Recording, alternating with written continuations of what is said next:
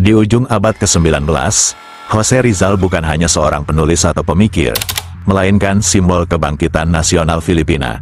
Dari pengasingannya di Dapitan hingga persidangan yang tak adil, dan akhirnya eksekusi di Luneta, perjalanan hidupnya meninggalkan warisan yang mengubah sejarah. Video ini menelusuri bagaimana kematian Rizal memicu semangat revolusi, menciptakan identitas nasional, dan mengukir pengaruhnya hingga ke panggung dunia.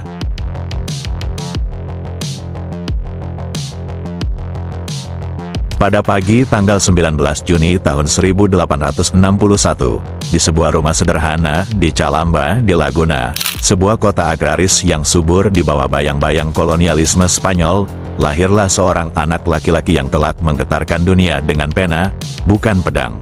Namanya, Jose Protasio Rizal Mercado y Alonso Realonda. Dibesarkan dalam keluarga kelas menengah yang terdidik, Rizal adalah anak ketujuh dari 11 bersaudara. Ayahnya, Francisco Mercado, adalah seorang petani dan pemilik tanah kecil. Ibunya, Theodora Alonso, adalah wanita cerdas yang menjadi guru pertamanya. Dari ibunya, Rizal belajar membaca dan menulis sejak usia 3 tahun, usia ketika anak-anak lain bahkan belum mengenal huruf. Namun sejak awal, hidupnya tidak pernah benar-benar tenang. Kekuasaan kolonial yang menindas, pengawasan gereja yang ketat, dan diskriminasi rasial terhadap pribumi menjadi pemandangan sehari-hari. Rizal tumbuh dalam lingkungan yang memperlihatkan ketimpangan dan ketidakadilan, meskipun dia sendiri berasal dari keluarga cukup berada. Pada usia 9 tahun, Rizal dikirim ke Binan untuk belajar, lalu melanjutkan ke Ateneo Municipal de Manila, sekolah Jesuit elit di ibu kota. Di sana, ia menunjukkan kecemerlangan luar biasa dalam berbagai bidang, menulis, bahasa, matematika, seni, bahkan menggambar, dan patung. Gelar Bachelor of Arts berhasil diraihnya dengan predikat sobresaliente, atau nilai tertinggi. Setelah itu, ia masuk Universitas Santo Tomas, mengambil jurusan kedokteran dan filsafat. Tapi Rizal merasa muak dengan diskriminasi rasial yang ia terima dari dosen-dosen Spanyol. Pada tahun 1882, dengan restu keluarga, ia memutuskan pergi ke Eropa, sebuah keputusan yang akan mengubah sejarah bangsanya. Di Madrid, ia menyelesaikan gelar Doctor of Medicine dan Licentiate in Philosophy and Letters di Universidad Central de Madrid. Ia juga sempat belajar di Paris dan Heidelberg, menyempurnakan ilmunya dan memperluas wawasannya. Namun pendidikan bukan tujuan akhir Rizal. Di Eropa, ia mulai melihat Filipina dari kejauhan, dan melalui jarak itulah, pandangannya menjadi lebih jernih dan tajam. Ia menyadari bahwa bangsanya bukan hanya tertindas, tapi juga tertidur, dan ia bertekad untuk membangunkannya. Pada tahun 1887, Rizal menerbitkan novel Noli Me Tangere. Novel ini bukan sekadar cerita, tapi sebuah manifestasi penderitaan bangsa Filipina, penduduk yang tertindas, penjajahan gereja dan negara, serta kebusukan moral penguasa kolonial. Tokoh Crisostomo Ibarra, sang protagonis, adalah alter ego Rizal, seorang intelektual muda yang ingin membangun sekolah demi masa depan bangsanya. Tapi niat baiknya hancur oleh kekuasaan kotor para Friar. Sementara Maria Clara menjadi simbol perempuan Filipina yang dikorbankan oleh sistem patriarki dan agama yang hipokrit. Noli bukan sekadar protes, ia adalah tamparan literer kepada kekuasaan. Buku ini segera dilarang di Filipina oleh pihak gereja, dan Rizal pun dicap sebagai subversif. 4 tahun kemudian, di Belgia, Rizal menerbitkan El Filibusterismo. Jika Noli penuh harapan, El Fili adalah keputusasaan. Di sini, tokoh Ibarra kembali dengan nama baru, Simon, seorang revolusioner yang siap meledakkan dunia demi membalas ketidakadilan. El Fili menyingkap kegagalan reformasi damai dan menjelma menjadi kritik keras terhadap kelumpuhan moral masyarakat Filipina. Buku ini adalah peringatan keras, bahkan ancaman terselubung, terhadap rezim kolonial. Namun, meskipun karya ini lebih radikal, Rizal tetap menolak kekerasan sebagai jalan perubahan.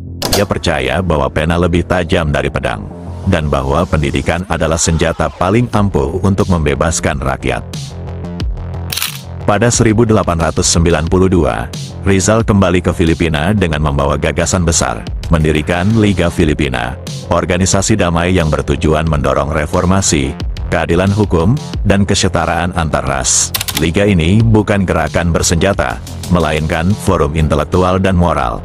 Namun, pemerintah Spanyol melihatnya sebagai ancaman serius. Rizal ditangkap dan dibuang ke Dapitan, sebuah daerah terpencil di Mindanao. Di pengasingan, Rizal tidak diam. Ia mendirikan sekolah, mengajar anak-anak desa, membangun sistem irigasi, menjadi dokter untuk rakyat miskin, bahkan mengembangkan eksperimen ilmiah. Di tempat sunyi itu, semangatnya tak pernah padam. Ia juga sempat menjalin hubungan dengan Josephine Bracken, wanita keturunan Irlandia yang menemaninya di hari-hari terakhir. Namun di luar Dapitan, badai telah datang.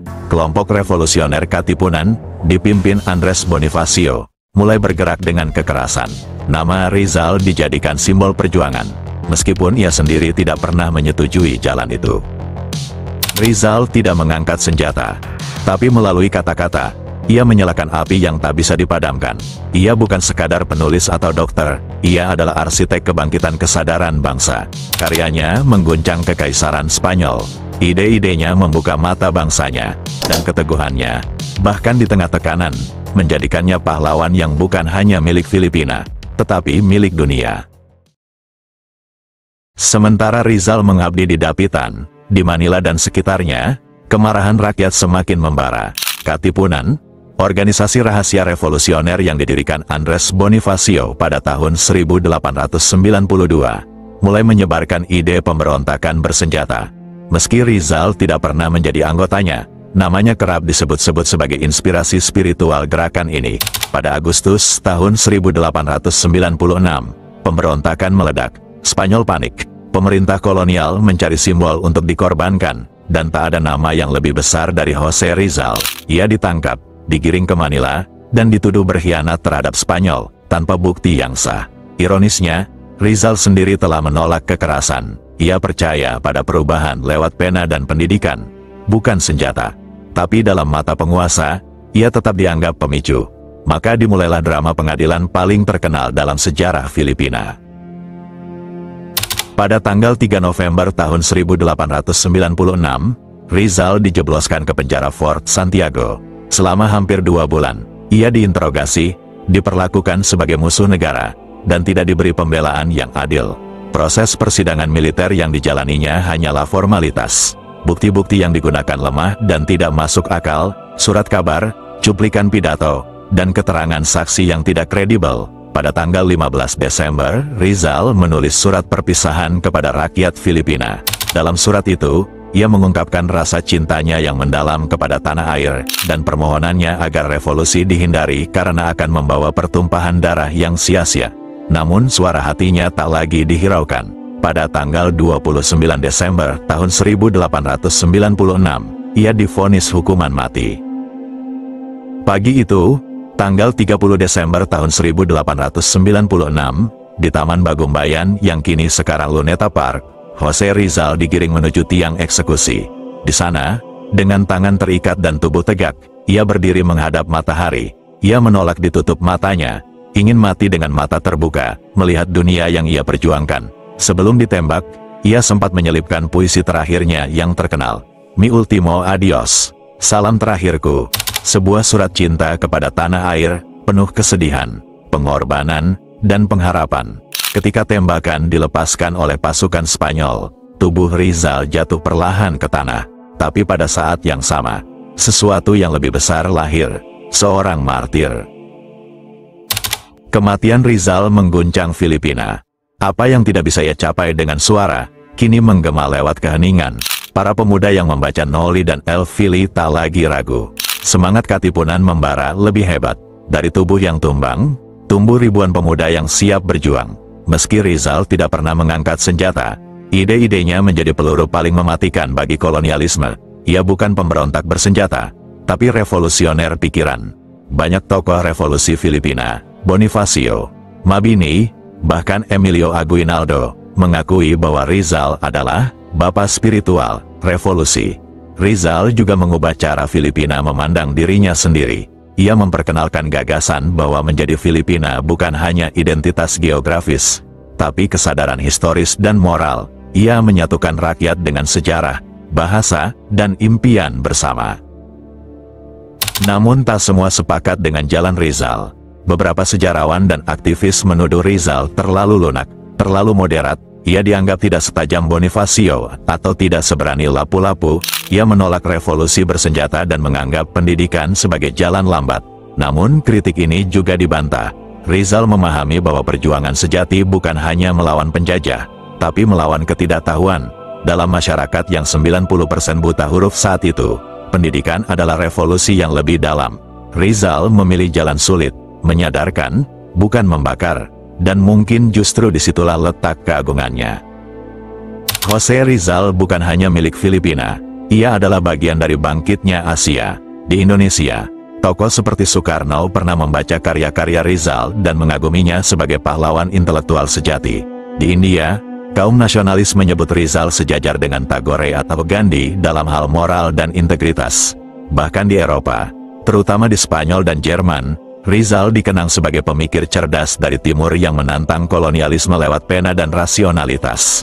Pada tahun 1891, ia diundang ke Kongres Internasional Penulis di Paris, dan disebut sebagai bintang dari timur yang membawa cahaya baru. Sebuah pengakuan yang jarang dimiliki oleh seorang kolonial. Jose Rizal mati muda, pada usia 35 tahun. Tapi hidupnya jauh lebih panjang daripada usianya. Ia adalah bukti bahwa seorang manusia, dengan pena dan prinsip, bisa mengguncang kerajaan dan menginspirasi generasi. Ia bukan pahlawan biasa, ia adalah simbol tentang keberanian berpikir, tentang cinta tanah air yang tidak keras kepala, tapi mendalam, simbol bahwa perjuangan tidak selalu harus berteriak, kadang, ia hanya perlu menulis. Jose Rizal telah tiada, namun warisan pemikirannya tetap hidup. Dari pengasingan hingga eksekusi, kisahnya menegaskan bahwa perjuangan bukan sekadar soal kekuatan fisik, melainkan keberanian moral dan keteguhan hati. Dunia mengingatnya sebagai simbol perlawanan terhadap penindasan, dan bangsa Filipina terus memaknainya sebagai inspirasi abadi.